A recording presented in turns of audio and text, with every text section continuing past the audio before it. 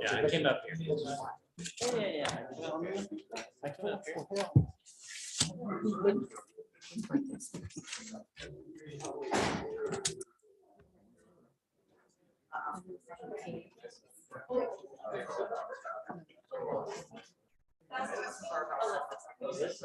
Thank you. Forgot to talk about that.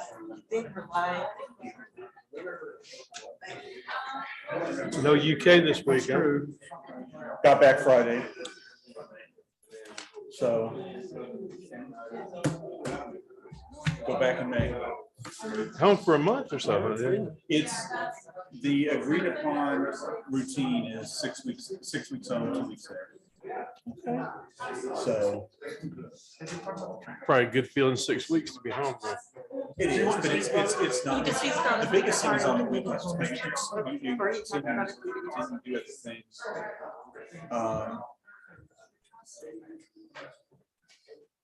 Ladies and gentlemen, time being 7:04, reconvene into open session.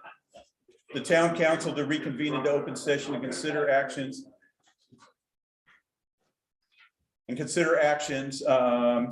If any, on items discussed in closed section. No action taken. Please rise for the Pledge of Allegiance. I pledge allegiance to the flag of the United States of America and to the republic for which it stands, one nation, under God, indivisible, with liberty and justice for all.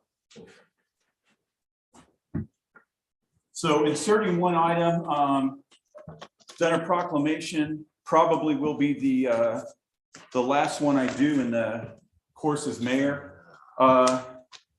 First Lieutenant Search, United States Marine Corps, please come forward. So Lieutenant Search is one of the latest naval aviators. She got her wings on the 25th of February. We've got all the whereases, but I'm just going to go through the last couple of lines. Whereas First Lieutenant Brianna Sturks has completed the course of study and all requirements to receive the coveted Naval Aviator wings, and whereas the town of Bartonville is committed to recognizing and honoring the many fine individuals who make the world a better and safer place for new generations of Americans who will continue to reap the benefits of such a proud legacy of selfless service. I therefore, William Sheriff, Mayor of Bartonville, do hereby proclaim Friday, February 25th, 2020, First Lieutenant Brianna Sturks, Naval Aviator Day.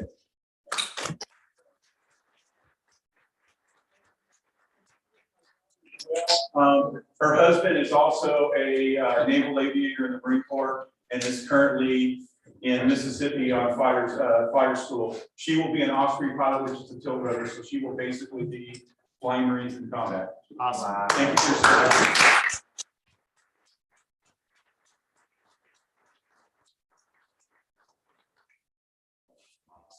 And since we're up here, Chief, I believe we have another devil dog that we're having to deal with this evening.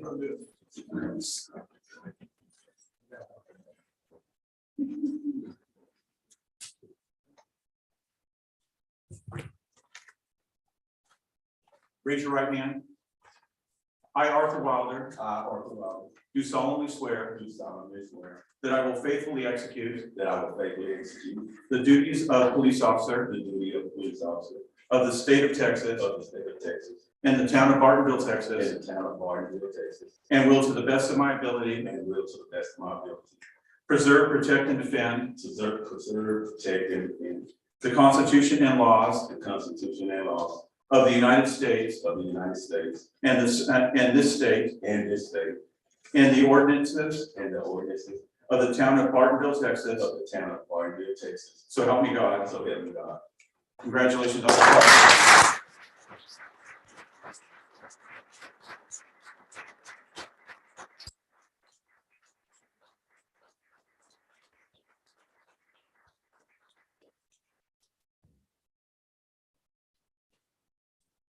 Phenomenal. Thank you.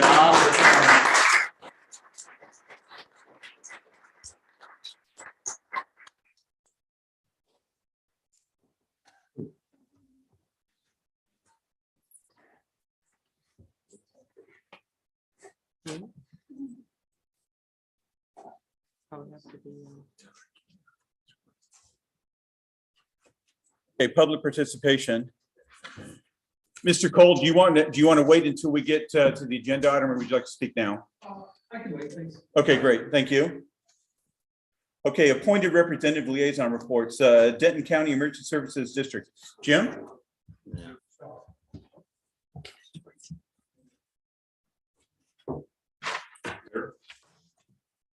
I guess, oh, I am on, okay, I'm just not close enough. From the February 16th board meeting of the Denton County Emergency Services District instance for the total for the month of January. Of course, you know, we're always a month in arrears.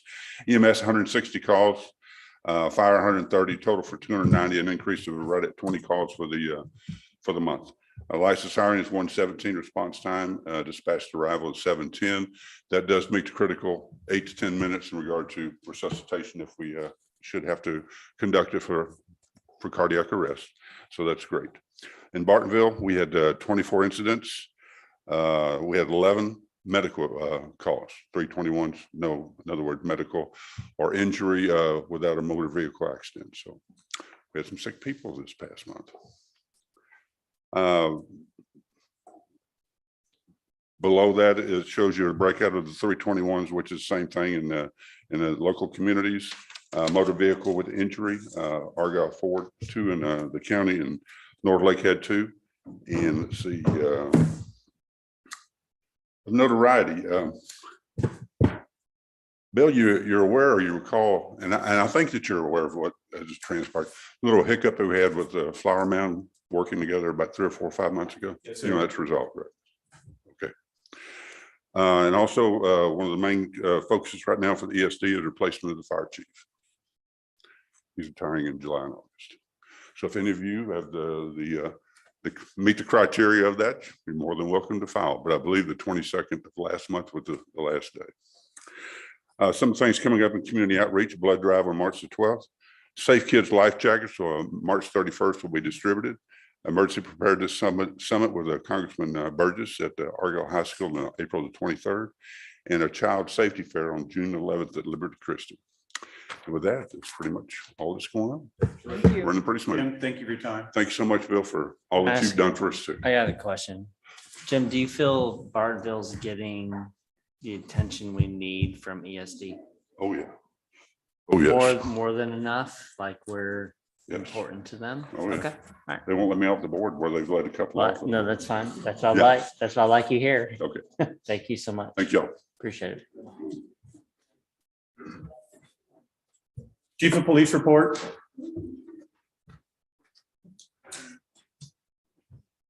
Mayor, council, staff, got your little monthly graphs there in front of you. Start off with fire and EMS calls. We had 3 total, 1 chest pain and 2 fires. Traffic stops, we had 61, which was up from last month. Then calls for service, it actually initiated a report. We had a total of 85, and I've got those for you if you have any questions. If you see anything that sticks out there on those 85 there, feel free to ask. If not, Your alarms, what are you experiencing on false alarm? I mean, I know you respond, but is it absorbing that? most of them are, yeah. Yeah, they're usually forgot the code or entered the wrong code, or a pet running around inside the house, something will set them off. Moving on to the next, the self-initiated calls there, obviously 61 of those are traffic related, traffic stops. Kind of see how they're broken out there with a total of 163. So total calls for January, 237, total calls for February, 28 days were 251. So they went up a little bit. We had 5 crashes, 2 of which were on 407 and McMakin, 1 at 407, or actually 2 at 407 and Hilltop. And let's see, 1 in the Kroger parking lot. And we had 1 out here on 1800 East Jeter on this hill right here during the ice storm. And there's, you know which one I'm talking about? The ambulance Saw it.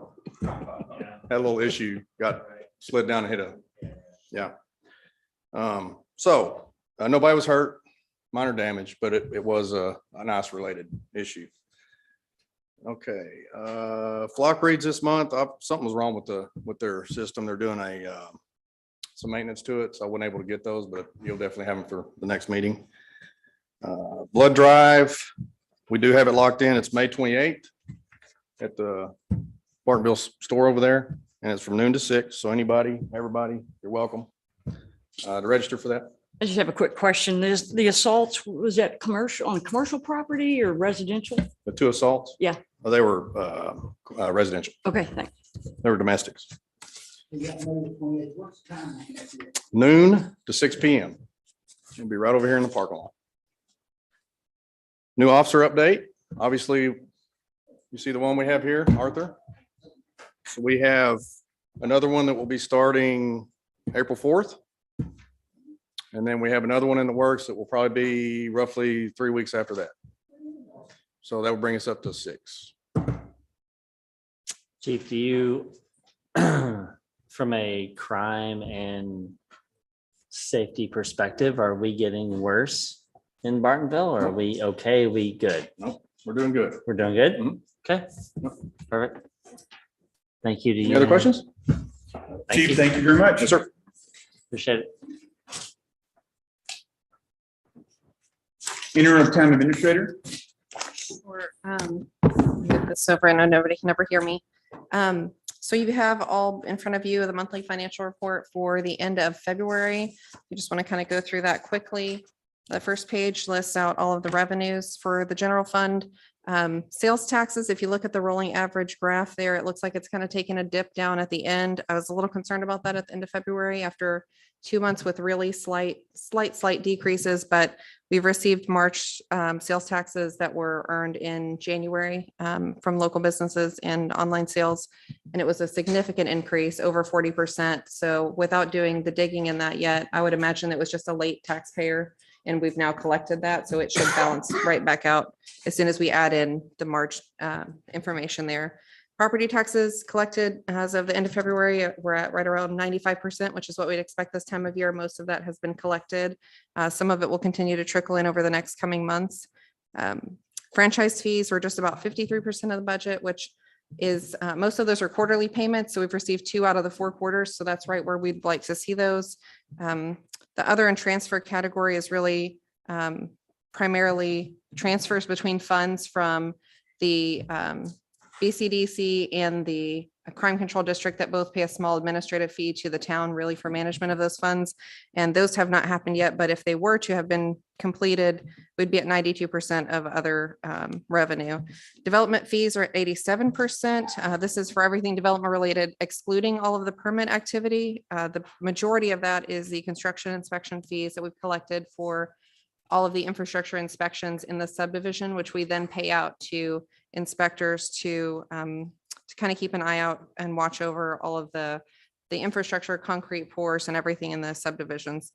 Permit revenue is about 56% of budget. And like I mentioned last month, this is really kind of when that starts to pick up. A lot of people do projects during the spring and summer. So I would imagine that you will be continuing to exceed the budgeted projections in that category. We're right about the same for residential. If you just split that out specifically out of the permits, I think it's about 58% of what was budgeted. And at this point in the year, we want to be about 42%. So we're way beyond that. Considering all of the winter weather, I'm kind of surprised that you've had that much development activity here. Municipal court, this is our revenue related to basically to tickets for fines. It's still a little bit lower than what we'd like to see, but we did do a budget amendment for the revenue earlier in the year. So we're kind of getting back on track with that. Like I said before, I think most of that is just due to the vacancies in the police department, and that should just be kind of balancing out as we bring on new officers. And I want to modify the statement. You had said would like to see, I would say expected to see. We don't like to see municipal fines. No, that's correct. I'm sorry. No, I mean, for like this point in the year, matching to the budget, Got it. No. not all a that's revenue fair. generation. Just didn't want anybody to walk For away and sh- thinking for that sure. we're a speed trap. No. No, okay. So the next page is for general fund expenditures. After we kind of talked about the revenues. We would like to see from a budget perspective, about, like I said, 42% or less expended at this point in the year. all of the different categories within the general fund are well under that. And then the next couple of pages go into more specifically administration and the police department, which are the two biggest program areas in the general fund. So the administration department, line by line, we would like to see 58% or more balance remaining, and all of the categories are at or above that, with the exception of contracted service. As you know, we have a plan to make an adjustment at some point between contracted service and salary and benefits. That's specifically, not all of that, but a lot of that is due to the fact that you pay me on contract as a contract employee rather than a salaried employee. So at some point, when you hire a town administrator, that will figure out the difference for the remainder of the year and make that budget amendment as part of a kind of final mid-year budget amendment to balance those out. But overall, administration is well under budget for this time of year. The same goes for the police department, except that it's even more under budget, again, due to the vacancies. The only category that's what we'd call over budget for this time of year is contracted service for the police department as well, but that is just due to one-time payment to the Denton County Sheriff's Office for a communications contract that we just do one time early in the year. Everything else is right on track, and you'll start to see expenditures in the salary and benefits categories coming up now that we have new officers starting. So that is all I have for the financial report. Tammy has reminded me to mention about the spring cleanup. Or Also, can I ask a Sure. question about the Uh-huh. budget? Mhm. So appreciate going through that. Are there any areas of the budget, though, that we need to keep an eye on in terms of being careful? Hey, watch out for this. There's this stuff coming up. I mean, so we've had basically 5 years of being great, and I like it. It's great. But I also want to make sure we're doing the right thing for the town. So are there any areas that when you look at the data that we need to kind of keep an eye on? there's not anything that I would say you are in jeopardy of budgeting too much revenue and we're not looking like you'll collect that much, or where expenditures I would project are going to go significantly over what is budgeted right now, with the exception of development related activity. In the revenues, we have received significantly more in revenue for all of the, so the development fees, not permits, but site plans, variances, conditional use permits, all of that development activity, all of those fees that have, the fees that have come in as is showing up as revenue. Almost all of those have quite a bit of corresponding expenses. So we pay the town planner, town engineer. Eventually we'll get into where we'll be incurring legal expenses for those. So there are expenses that come along with those that kind of trickle in after the revenue is collected for most of those. I can't imagine that you'll make it through the year without doing another amendment. But that would be recognizing additional revenue and then allocating it toward the corresponding expense. So nothing that you need to be kind of setting aside money for or being prepared for in the future, because we wouldn't have additional development expense if we didn't have additional development revenue coming in to offset that. So that's really the biggest area. And then our town engineer is out of town for spring break also this week. But at the next meeting, I think after meeting with a couple of you, then we'll have some discussions about streets, and that will, I think, potentially make changes to the budget. But again, it's stuff that is budgeted for that we'd be talking about allocating, not necessarily something that you need to change or do differently, really. And our revenue, I mean, again, our revenue continues to go up, which is why we were able to do the 10% property tax cut going into this year for the town. And one of the things that's nice is the number of businesses are growing and the amount of revenue from those businesses is growing. And Marty B's, one of the top 10 restaurant bars in the state of Texas. So we're blessed in a lot of ways from a financial perspective. I don't know if that trend will Agreed. continue forever, but at least, we have several businesses that have kind of come through. Not that we have any applications or necessarily anything to announce yet, other than what's been released publicly, but there are definitely some. Marty B's Coffee Company that's going in. We have the Cloud9 submission that will be going to the Board of Adjustment next month. Marty B's To Go going in the town center. Dutch Brothers will be opening. The New Quest site plan is here on the agenda tonight. So there is a lot of additional commercial activity that will help to continue to increase sales tax over the next couple of years as those, as well as property taxes really, adding to the commercial tax base over the next couple of years. So I would imagine your trajectory to be very similar to what you've seen. Again, I think it's great. I wish our town engineer was here because we asked, I think a couple meetings ago for a roads plan. I think that's kind of the biggest thing on my mind is this is great. I mean, the budget's awesome. We're making money, we're growing, whatever, but we have roads that are failing. So I just can't wait to see that from him. And I know that's not you and that's not Eric. It's whatever. We're So gonna get there and do that.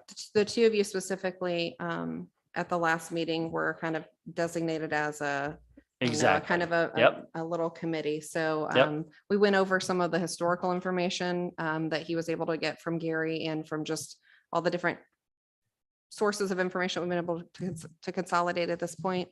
And I think he was coming up with a plan to share with the two of you. It's awesome. Thank you so much for doing that. No. I just have a quick question about the transfers under the general fund. Is at the bottom, it says 463,000 transfers. Is some of that INS? So that actually is that entire thing, just about the 39,222. That's for February. Almost this category is almost exclusively for transfers for the Lantana Town Center grant. Okay. So okay. it's not necessarily transfers in the expenditures here. It's not really transfers between funds. In the revenue slide, that transfers category is really for the transfers into general fund. But this is transfers that we collect the sales tax and then pay it back as part of that sales tax grant. How is what they're proposing to build across the Breaks Plus and all that stuff? So are we building that into an accrual process or what we expect, like when all those plots get built? Because they already have places they think they're going to build. Do we have that built in or are we just waiting to see kind of what happens there? So because you give back so much of the money collected for those. You mean too much back? Yeah. Under the terms of the agreement, it doesn't make as big of a difference to the tax base here. So, I mean, you definitely want to continue to see that grow while there's still, or you will plan to see it grow while there are still vacant lots available there. I'd imagine those will be filled within the next couple of years, or only a few left after what is on the agenda kind of this month. So, I mean, I guess we're looking at that and projecting it. If there wasn't anything left to build, I wouldn't have projected your sales tax increase for this year in the budget amendment. So is that what you're asking, I guess? No, I guess what I'm saying is if we know places are going in there, Mhm. we can build in a projection and we can spend the money. My 2 cents is we don't spend the money because we don't know what's Right. going to go in there, but we know those places are going to be filled with these. Well, we know that the buildings will be built. We don't know that they'll be filled until they're filled, right? And then we also don't know what percentage of the businesses will be sales tax generating businesses. Correct. Most of them, I'd imagine, will be service-based rather Yep. than the traditional neighborhood service where there won't be a Yeah. significant amount of. So if we're retail not sales. factoring that into like future projections, I like that. Like I'd rather not because I know our upside is very little given that whole area. So when we did the budget amendment this year for sales tax, that projection was based on what was collected last year with very moderate increases, not accounting for any of the new businesses that we think would open this fiscal year, because we just don't know what the timeline will be. And with construction timing being delayed across the country, I don't think that there was any way that I felt confident that any of those businesses were going to open in time for us to collect any sales tax this fiscal year. So as you get into the budget cycle for next fiscal year, you'll have to kind of keep that in mind. No, that's perfect. Thank you. That's awesome. Yeah, and a big chunk of that goes into is not the general fund, but it goes into the special fund. Yeah. So which is nice. And Tammy, to this day, I still thank you for all of the great research you did on that to determine that we got significantly more than what was the original plan from the developer. And just last minute here, Saturday, April 9th, the spring cleanup event from 8 to 11 at Lantana Community Church. So I'm sure there will be another email blast or something coming out. April the 9th. 9th, Saturday, April 9th. It's my favorite day of the year. Love it. Now, let me ask this also, is my understanding that there will not be a bus trip available? Correct. Is that correct? That's correct. We eliminated that because the noise factor. We used to use the property at the Bartonville store when we had a place to do that. There's not a place conducive to have the tree chipping. Yeah, the reason I mention that, because people already asked that question. So I think it's imperative that when we put that information out, that we notify that there is no bus. That's gonna be available. We haven't done it for 2 years and we notify that. And we also give them options what they can do with their trees and limbs, with their branches and debris. So Hey, by the way of being kind of like Clay, last year we had like 1 million tires. And I thought we got feedback that they wouldn't take all the tires. Are We'll we limit- good with the tire stuff this year? we'll limit it a certain amount, like 4 per household. Oh, Because, so the are we majority of gonna those came have from to one manage that? 'Cause property. I had a guy that dropped off like 900 4. tires. Okay, so 4 tires. so is that up to us? I'm just saying. That's well. I think it's great. We do that. We but have to got pay for every feedback. tire Yeah, that I they know. pick up. I know. That's what I'm saying because this was like a tire drop off. Yeah, that was unusual. That's the same that we limit on shredding. Yeah. At one point, we had Okay. somebody come in and it's Okay. like, well, this is for my business, and it's like, you're a resident, but Yeah. that's your business. This is Yeah. for residential shredding or Okay. else it will exceed Fair our enough. numbers. Yeah. Hey, and If- thank if- you in yeah. advance. You guys do a great job with that. You're welcome. Yeah, It's the awesome. thing that becomes a problem is what happens after we're not there. and Yeah, I that- know. That 2 days before Yeah. they come in. And again, we've seen it every year, unfortunately. Corey, anything else? That is all I have unless there are any questions that you have for me. Great, thank you. Consent agenda. This agenda consists of non-controversial or housekeeping items required by law. Items may be approved with a single motion. Items may be removed from the consent agenda by any council member by making such request prior to a motion and vote on the consent agenda. Item number 1, consider approval of the February 15th, 2022 regular meeting minutes. Item number 2, consider approval of the February 21st, 2022 special meeting minutes. Item number 3, consider approval of the March 3rd, 2022 special meeting minutes. Do we have a motion? I make a motion to approve. Do we have a second? All in favor? Motion carries. Thank you, council.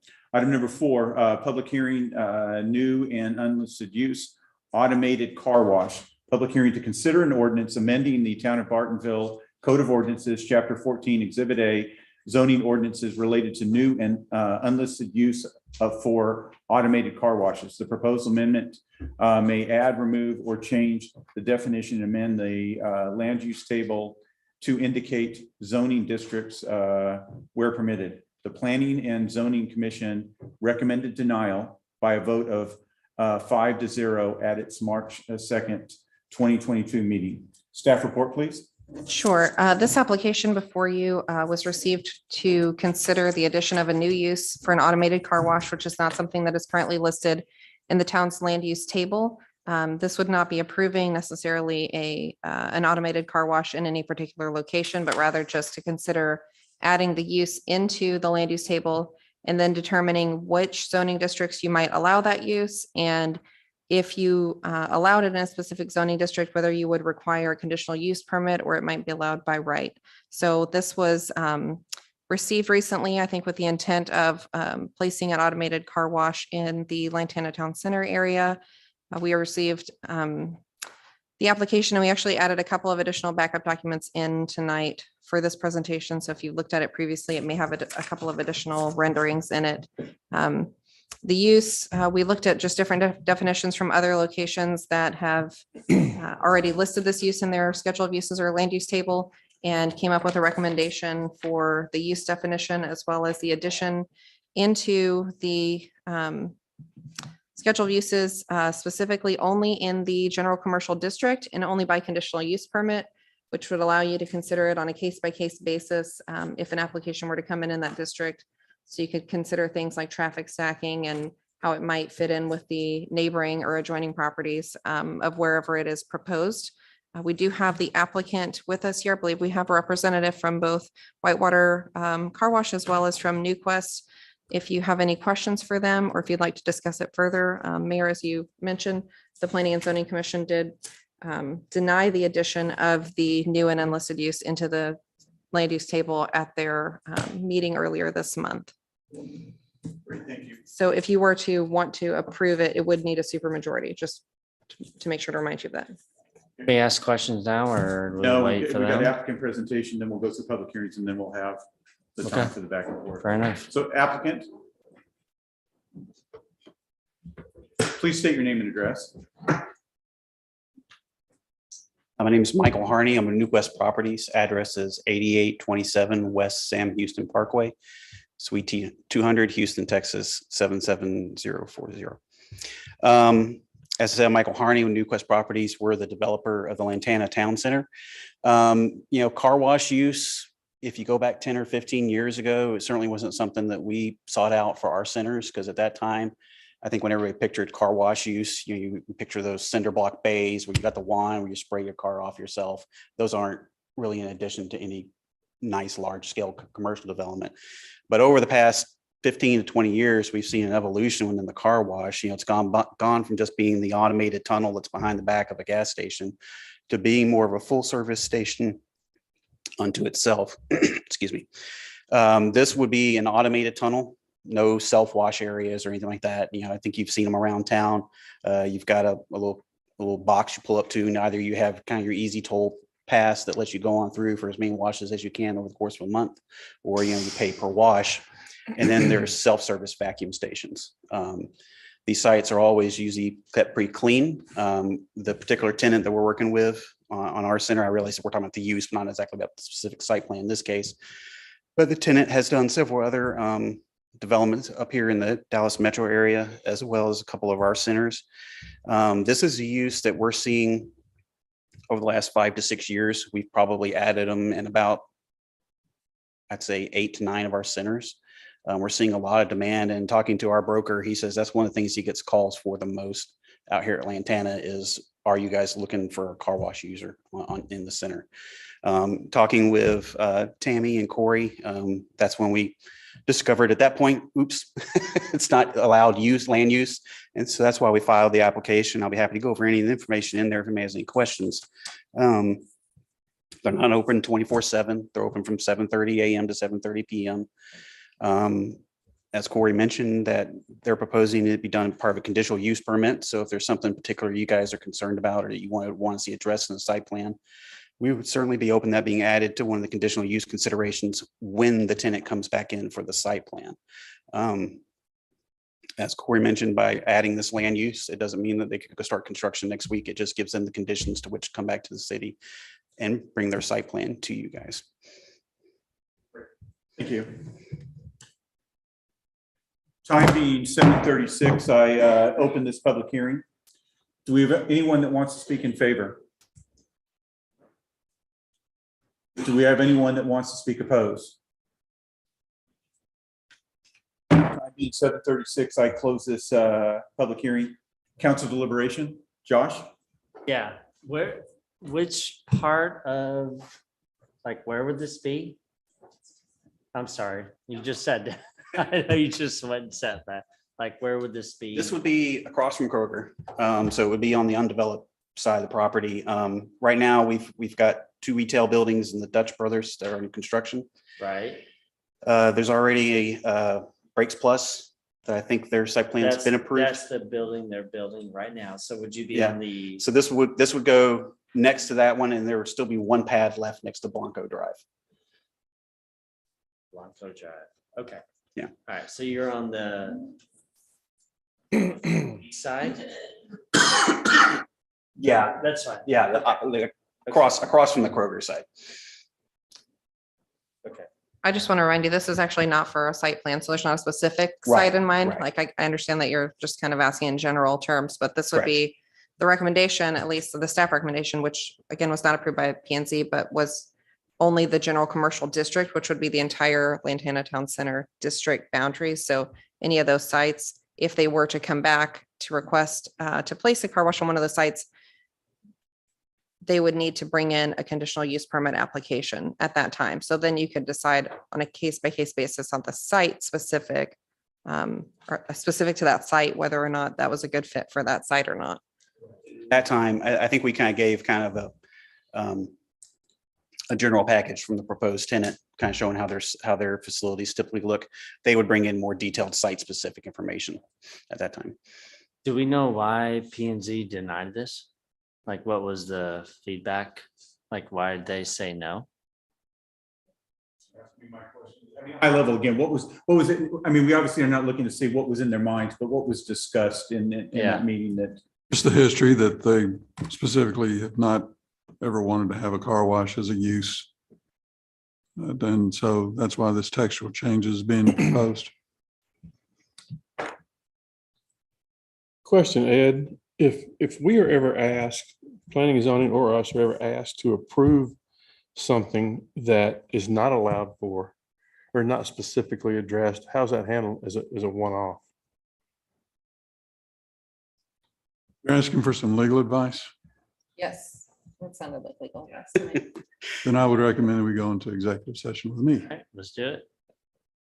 So Mayor, if you want to announce your 551.071 in the time.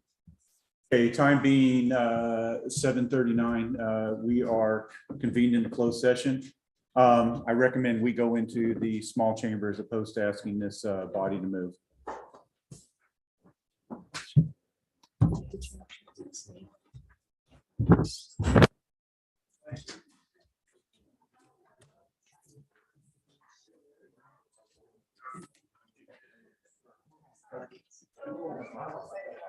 Let's use this opportunity.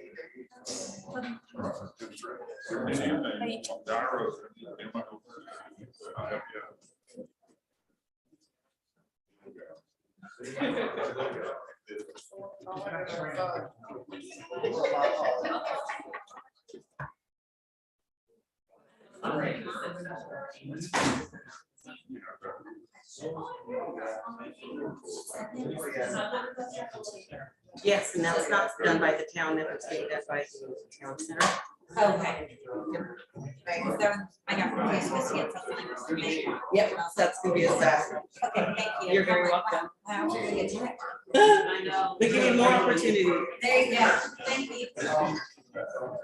Oh, I'm sorry.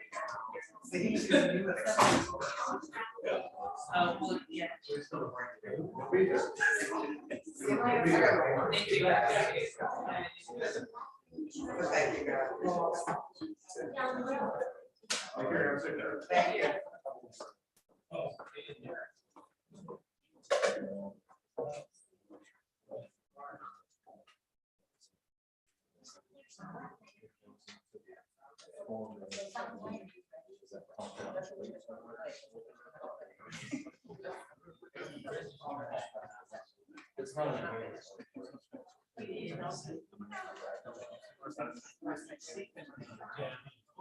yeah.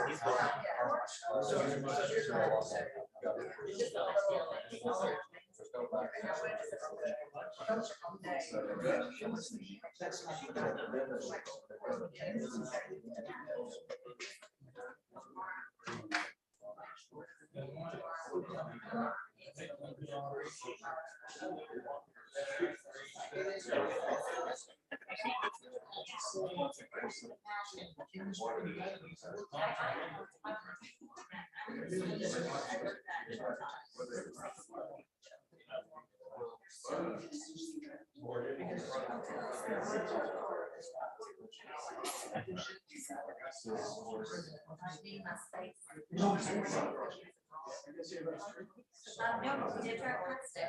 We drive the truck.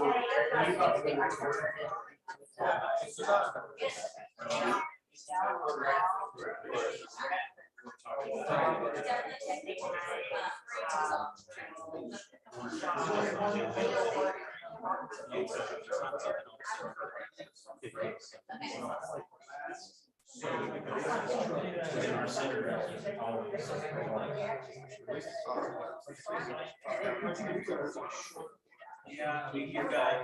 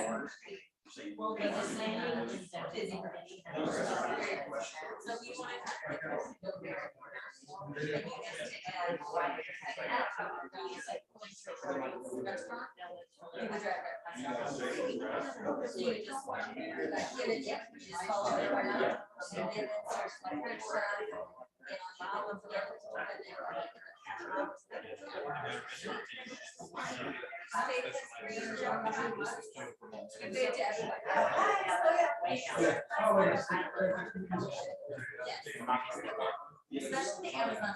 They love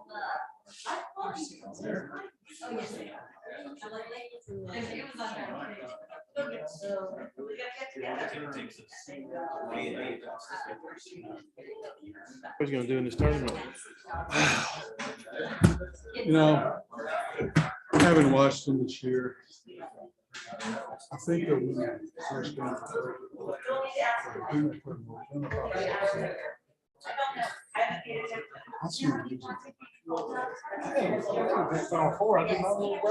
Well, I did too, and I hope you're right. Yeah, that's the oldest. Yes. So, Still two kids. so, yeah, she's on her way to New River. She just left Corpus, so that's That is- why we get her for a couple of days. Yeah. So, yeah. it's-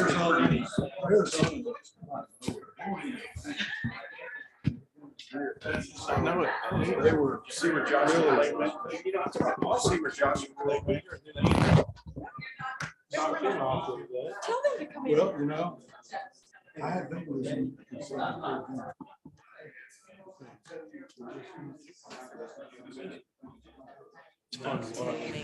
Time being 7:50, we are reconvened in open session. Town council to reconvene in open session. No action taken. Finishing up council deliberation on item number 4. Do we have any additional discussion or are we ready to go to motion? Do we have a motion? Do you have any additional questions or anything that we can help with? Sorry. That was for the live stream. Mayor, I guess I have a comment before I make that is, understand that this is not on the books because we haven't historically wanted car washes here. I stand with the planning and zoning. I agree with them on this. I would make the motion that we deny this. Great. Do we have a second? Second, all in favor of, excuse me, all in favor of denying it so that we're very specific. So this is denying Adding it it to the- Denying as the a addition. land use Denying it as plan. a change to the land use plan. It's to the table, right? It's a denial of the request to add a new use into the land use table. So let's make it very specific. We have a motion to deny it. We have a second to deny it. So what you are now, if you're raising your hand, you're saying you want to deny it. Correct. So everybody that would like to deny it, please raise your hand.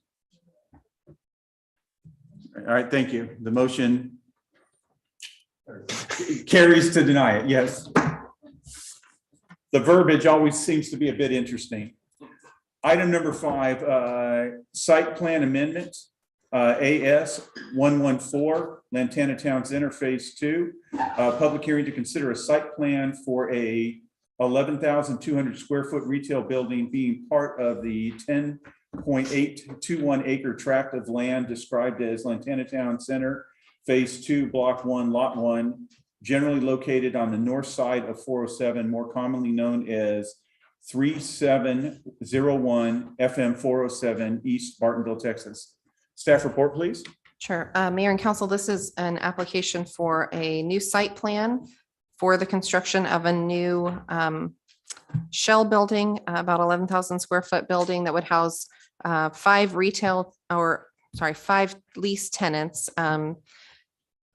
The proposal, I think at this point was for 5, and those would be occupied by uses that are allowed within the land use table. So no zoning changes being requested or anything that would impact the zoning. This is just to approve the site as they have planned it. So that includes the building, the parking, landscaping, everything around that facility. There are no outstanding comments from the town planner or town engineer. There were some comments in the initial review. Most of those related to some inconsistencies with how the site was tied into the the recently approved Dutch Brothers site plan. But once they acquired all of the files from the Dutch Brothers approved site, they were able to clear all of that up, and we don't have any outstanding comments at this time. I know that the Planning and Zoning Commission recommendation is not on your agenda. They had a special meeting for that, and they did approve it unanimously, 5-0. They approved it at the last P and Z meeting. There were some questions at that meeting about parking and making sure that we had sufficient parking for the site. So just to kind of recap that, and we do have Mr. Harney here as well from Newquest who can answer questions more specifically, but the site as calculated based on the square footage has way more, over I think 10 or more parking spaces in excess of what is required by code. So they have additional parking there, taking into account that there may be some users that have higher needs and some that have lower needs. The whole calculation was done at a 1 space per 200 square foot of floor area, which is what the town's requirement is for retail uses. I don't believe that there are, I don't know if he wants to announce, I don't think there are any tenants that are announced officially yet, but the site is planned to have 4 spaces within 1 bigger space toward the end that I think is 3,500 square feet that would hopefully house a restaurant. Between Dutch Brothers and. Correct. So I'm sorry, just for reference, yeah, this is between Dutch Brothers and the existing building with Casamia at the end. I would make a recommendation as we go forward for the benefit of can we leverage? We're working on that. Okay, all right, just so everybody knows, because I'm actually having trouble following here too. And that's probably because I'm not smart, but. In your packets, this begins on page 59. So you can kind of start looking at the site plan there. Wait, let me make sure I'm in the right place. Yes. 59 is where this of the PDF is where the site plan packet begins. You also have a paper copy in front of each of you that is provided for site plan. It's 11 by 17. Basically, the other side of Kroger is between the Mexican restaurant and Dutch Bros.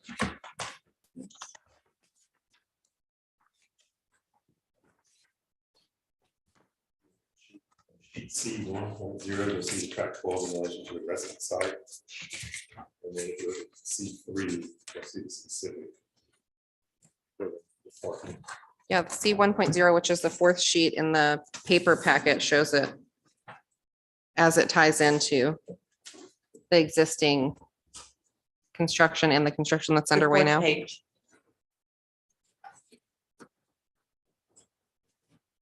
The sheet numbers are in the lower right-hand corner.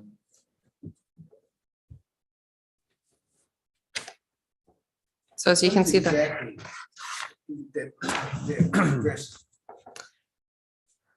So this is really just to approve the site, which is the placement, like the design of the site itself, which is the positioning of the building, the parking, the traffic flow, everything on the actual site itself. It is in compliance with everything that's written in your code, which is what they're asked to do. So we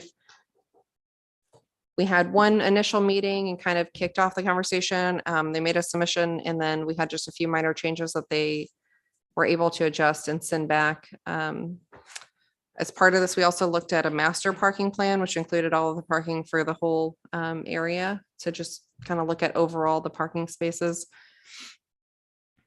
I'm not sure what else we can touch on. I mean, again, it's pretty much in line with what we anticipated was going to go in there to begin with when they started the original development. So this would tie in just one point of note, just one-way traffic. So the traffic from Dutch Brothers was kind of factored in as they would come around the building. Then that would be one-way traffic then back behind the track 12 building as they would come out of Dutch Brothers. So we wouldn't have anybody going the other way since they are all semi-connected. From the meeting on that took place yesterday with P&Z, They did. They approved it unanimously. What? They approved this unanimously. 5-0. We're ready for the applicant presentation. Applicant? We have your name and address recorded, so just jump into the next thing. As Corey mentioned, this is a little more cut and dry than the previous agenda item. This is 11,200 square foot multi-tenant building. We'll have 5 to 6 tenants. I think we're going to end up with 6. Most of the uses that are either proposed or have signed a lease at this point are service oriented, like there's a pet grooming, dentist, a bank, a martial arts studio. And then we've got one space right now that would be a pizza chain.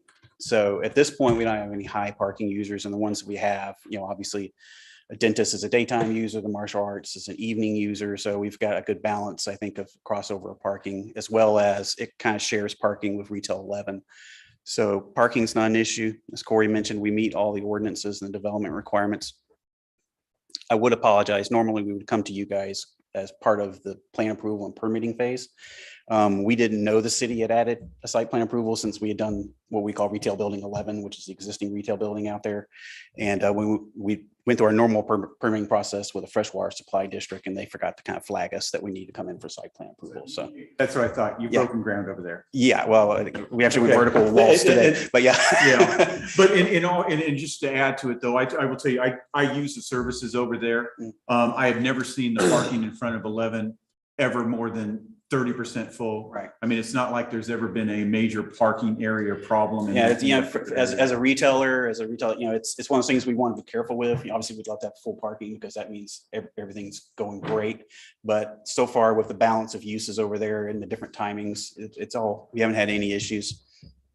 And one thing that's a little bit unique with this building is the parking in front of it was all built when we did the existing building out there. So it's really just the building pad and then the drive behind it that we're building with this site plan. Terrific. Thank you, sir. Time being 8 o'clock, open up this public hearing. Do we have anyone that wants to speak in favor? Do we have anyone that wants to speak opposed? Time being 8 o'clock, we close this public hearing. Council deliberation? Actually, I'll take it further. Council motion. I'll make a motion that we approve the site plan. All in favor? Motion carries. Thank you. Thank you, council. Item number 6, discuss and provide direction regarding safety concerns related to tree located within the town's right of way. So this is the one that most of you are here for. So a couple of things on this. This came up from a couple of folks that had run trailers into the tree. It came up in last council meeting. We decided at that point in time that we wanted to put the sign up and get additional information from you as the citizens that live on Stonewood. So just so you understand how that sign got there and why we're doing what we're doing, we wanted to make sure that you guys had a chance to comment on that tree, because quite frankly, I speculated that you had a couple of people that may have had a problem with it, and the majority of you may have had another view. What we've seen that has come in via email, if we have seen 4 that are opposed to removing the tree, and then we have several that want to discuss this item. So we'll start going through. When you come forward, please state your name and address. Barry and Lucky, am I pronouncing it correctly, sir?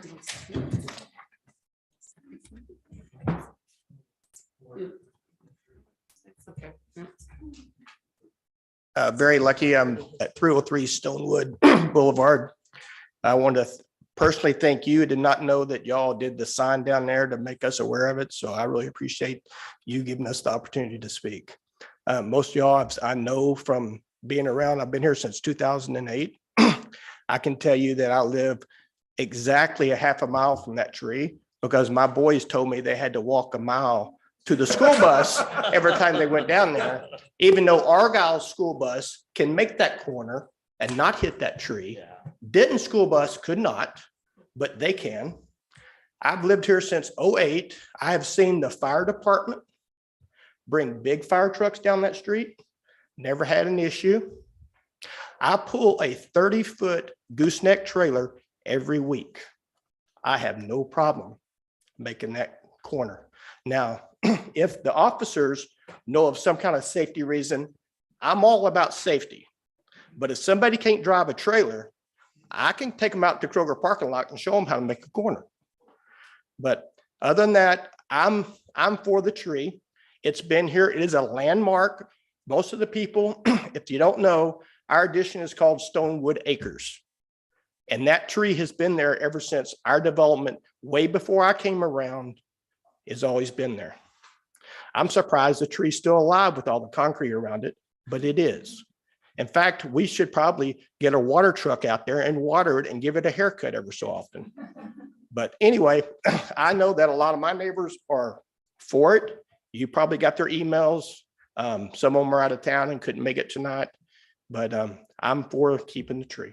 Great, Barry, thank you. Thank you. Michael Cole.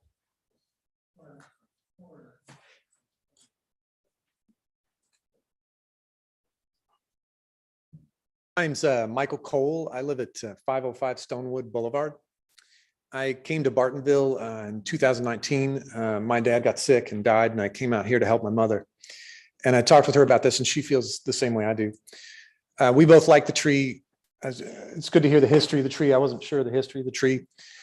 I was a Class A driver. I worked in the movie business out in Oakland, California. I was a Teamster. I've driven 40-foot motorhomes, box trucks, tractor trailers. I've driven all kinds of trucks. That tree requires you to pick a route. And I think that's really how you move around that tree. It would be very difficult to take a right turn out of there, but you take a left turn and that's how you get there. So I'm very much in for keeping the tree, and I just appreciate that we can all speak respectfully about it and listen to one another, and thank you for your time. Great, thank you. Lisa Razor. Lisa, good to see you. Lisa Razor, 335 Stonewood Boulevard, Bartonville. So I feel the same way that Barry and he felt. My family's lived here since 2004. That tree is actually a landmark to us, and we tell people how to get to where we live. We actually don't give them street signs. We say, look for the tree in the middle of the road, and that's where you turn left or right. We even tell Uber drivers that, because Uber takes them to the road behind us for some reason. So to us, that tree's been there and it should stay there. We have a 37-foot motorhome, and we've maneuvered that 37-foot motorhome around it for many years and never had any kind of problem with it. My husband pulls trailers much like Barry does, and we've never had a problem maneuvering around it. Again, I think it's the same thing. You just have to pick a direction you're going to go and be able to get around it. So we want the tree to stay. Perfect. Thank you, Lisa. Kevin, and I'm going to do my best. LaQuery? Okay, my apologies on the pronunciation. Kevin LaQuire, 951 Ridgewood Circle, Bartonville. I really can't add much more to that too. I'm here to save the tree. It is iconic. I was going to say the same thing. I tell people, look for the tree in the middle of the road there when they find their place. And it's kind of unique to that. You don't see a whole lot of roads that are split by a tree there. So it's kind of an icon for the stuff. Plus it also exemplifies Bartonville. You know, it's a country, you know, we take the trees over the roads and such. So I just wanted to voice my support for that. I did send in emails. My wife sent in emails, a few other people. So yeah, I want to keep the tree. So thank you. Thank you. So council, this is just a discussion item as it came up. So I think we've heard a lot from the citizenry. I know I did not get anything directly. Did anybody get any pros or cons directly to them as opposed to what was sent to the town? No. Okay. I have spoken to a number of citizens and they spoke to me. But on the flip side of this, there are those out there that are against that. I guess the procedure of having that tree. However, once the discussion took place and they ended it, it's kind of funny, they all agreed that it wasn't the tree's problem. And having been from West Texas, I'm in West Texas and lived out there a number of years in the Panhandle. I love a tree. I don't care what it looks like. And I told her, hey, that's the ugliest bur oak tree they've ever seen. So why would you even want to say that? Well, because it's a tree. Now, having said that, there is, and I've approached it strictly from a safety standpoint. I want to know what it is that would be, would have an effect on, especially having a fire vehicle or a truck to go around that corner and go in that subdivision. Did we get a response back from? Sir. Fire marshal? So, Yeah, this time. sure. So the fire chief from the Emergency Services District visited and mentioned that he spoke with Mr. Sams about the tree. He did come out and pay a site visit to it. They don't currently have a big problem entering the street when they need to, although they, along, I would imagine, with most of you that have easily maneuvered around the tree, often have to drive on the wrong side of the road around the tree to leave the street or to enter the, to enter the street, depending on which direction you're coming from.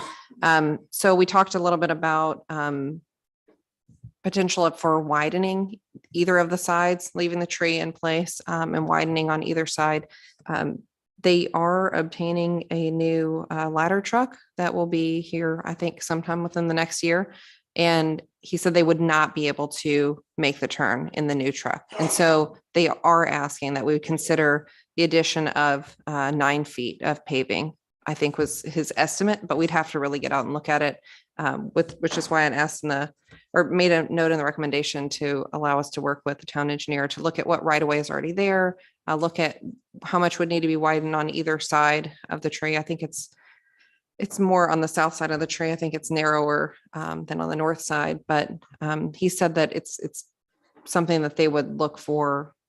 Now, there's plenty of time before that happens. We're talking about maybe 10 months or so before they would have that in place, but they would respond in that vehicle, even though there wouldn't be a 3-story commercial building or something. They would still respond in the ladder truck often, just for ease of use and different firefighting maneuvers they might need to do. But that was his request, that we consider at least an additional 9 feet. Of course, we'd make sure that we've got accurate measurements and get out there and work with him if that's something that you choose to move forward with.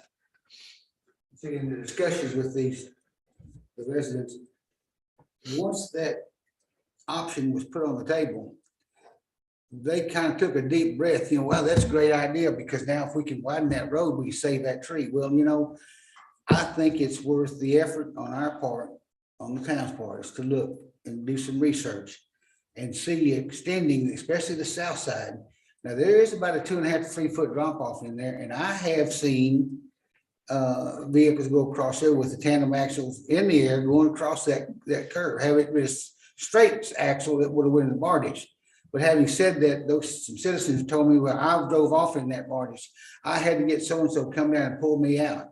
I went around that corner and I did hit that bardage, and I went down there and looked at that thing 3 different times this past weekend, and someone did lose it. I mean, there's a little plastic piece of light fixture that's laying on the ground. I left it there. I took a picture just so I could see it. Don't want to make sure to see if I could identify what it came off of. But someone did hit that tree, and there's 5 layers to a tree, and that outside bark layer has been hit a number of times, and the phloem, which is the second layer, has already grown over and crusted it, so it's got a scar there. Got a pretty good scar. It's got some history there. They could tell some stories.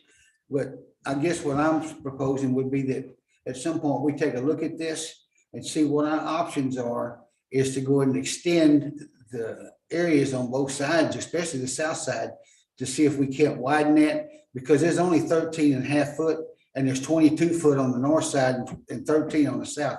There's a big difference. If we could add another 7 foot over there, you know what? It'd solve a big problem. We own the property there to be able to do that?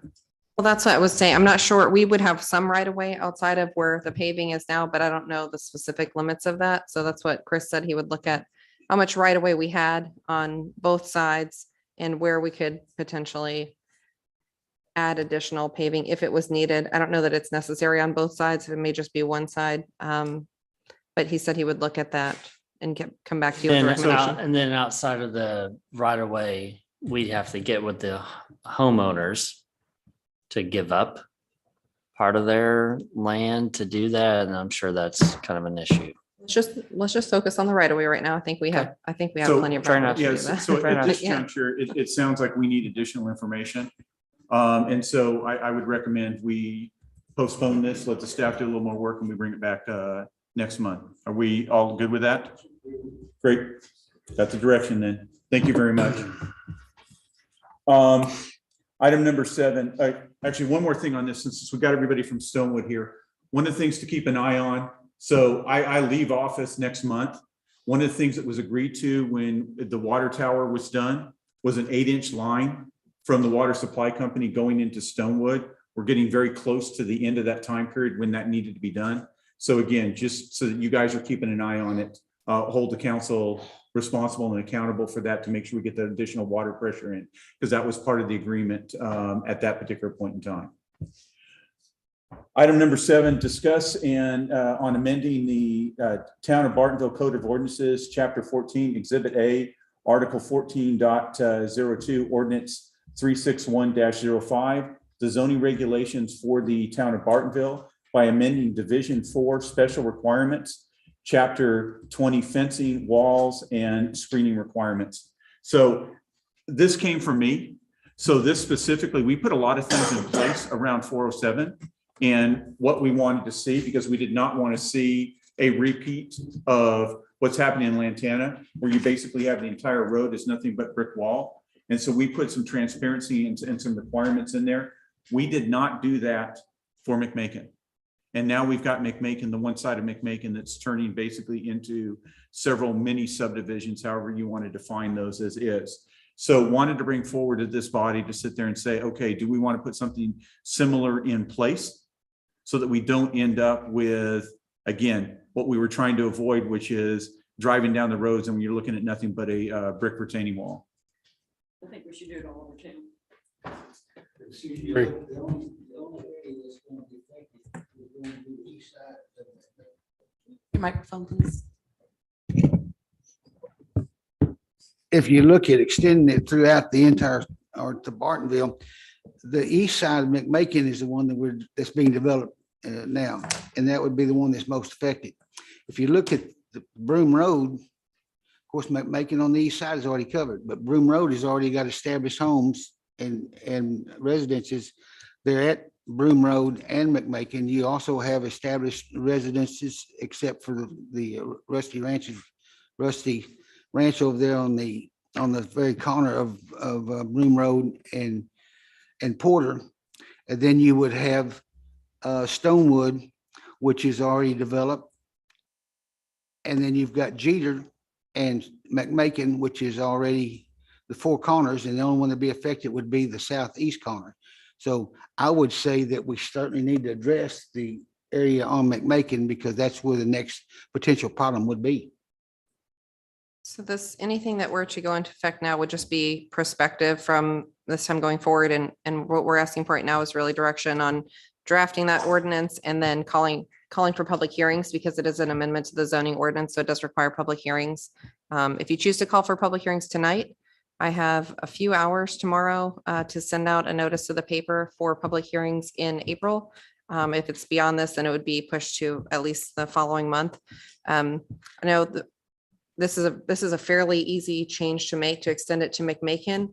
And I just simply wanted feedback from you all. And if we're drafting the ordinance update to extend it specifically just from 407 to also include McMakin, or if you would like us to consider what your thoroughfare plan considers various levels of collectors, which would be McMakin, Jeter, Broom, Porter.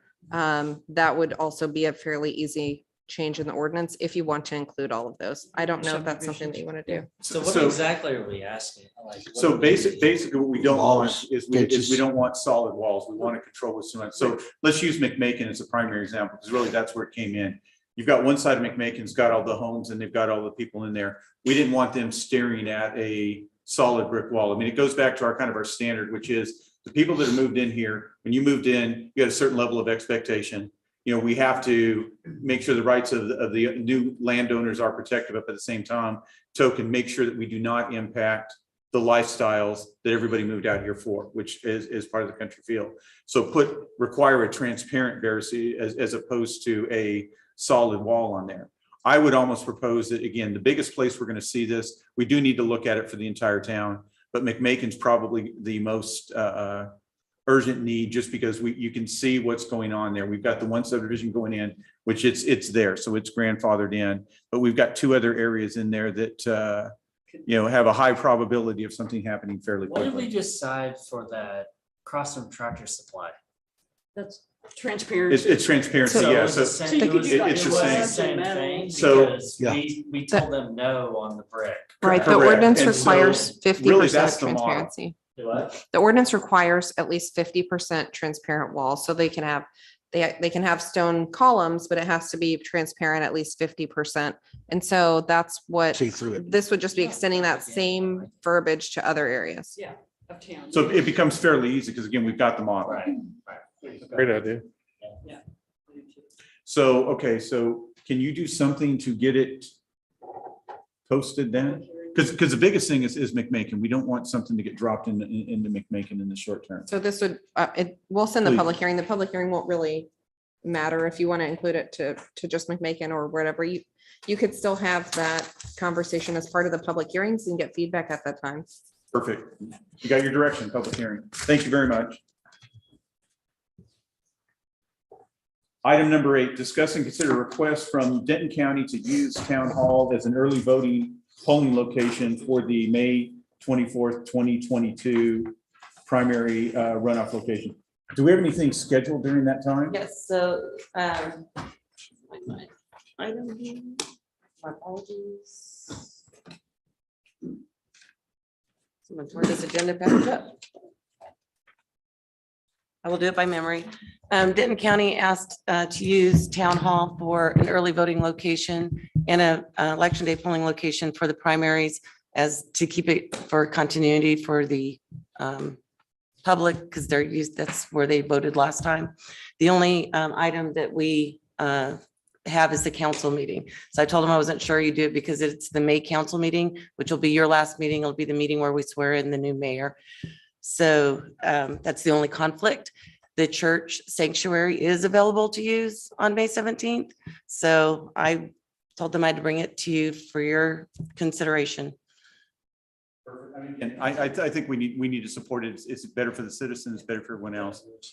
Perfect. And since they've requested no charge for us. Yes, they have. And so then what we'll do also is we'll just change the meeting location for that meeting. Terrific. So I need a motion, and Do we have a motion to? Make a motion that we use our facility Yep. to vote. okay, All in favor?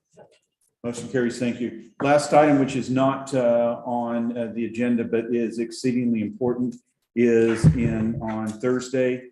There's a very special day. I would like all of you to join me in singing happy birthday to one of our esteemed citizen, Mr. Sams. Happy birthday to you. Happy birthday to you. Happy birthday, dear Clay. Happy birthday to you.